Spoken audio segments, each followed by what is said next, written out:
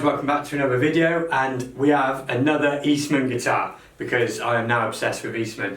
In the last video someone said that, as I was so fond of the one before, to try out the SB59, so that is what we've got here today. So it's one of the newer ones, so it doesn't have Seymour Duncan pickups, these are Lola pickups. So I'll go over the sort of general spec. It's nothing sort of super surprising spec wise here, and then I'll tell you what I think of the guitar, and also what I think of it compared to the Epiphone 59 as well, because I know some people will ask.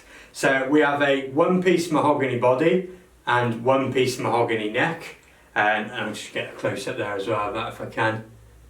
The neck especially looks really cool on the grain. It's hard with this camera lens to show it properly. And then a full maple cap. There's no veneers or anything. I'll bring in a close-up of that in a minute. You've got CTS pots, all top spec sort of wiring and everything like you'd expect. It's a Goto bridge and tailpiece, I believe. Like I said, the Lola pickups, they're Lola Imperial pickups, but they're not the ones that you'd sort of buy on their own. They're slightly different for the Eastman guitars. And then it's probably a good time to come in a bit closer. But you have this, once again, really nice ebony fingerboard there, and bone nut, and similar headstock to what you get on the other one. And these tuners, I forget again what the tuners are. They're not Goto ones, but they are that sort of SD90, vintage Clousson style tuners. And not an awful lot really, spec-wise to say. It's what you'd expect from this type of guitar, but done very well. The guitar weighs just under £8, but there isn't any weight relief, so it's super light. And the neck profile, I should say as well, it's a little bit thicker than the semi-hollow and a little bit slimmer than the Epiphone, so it's sort of right bang there in the middle. Perfect for me though, I really like that. And I just want to talk about this top, because if you've seen sort of photographs of these guitars, you always get the photos of the like really unbelievably flamed ones. This one, most of the time, looks like that. You've got this sort of gold burst, as they call it, and pretty plain. But in certain lights, and I will try and do my best to show this, it's not easy. If you sort of get a bit of shadowing on it, you can see that it has got a flame top as well, but it's very subtle on this guitar. So overall, what do I think then? Well, for a start, it's the most resonant Les Paul I've ever played. I'm not sure how well this will come across now, but I'll tell you what I sort of feel in my hand as I just play a chord. So, standard E chord, it's still ringing, and not only is it ringing, but it's still vibrating in my hand, even now.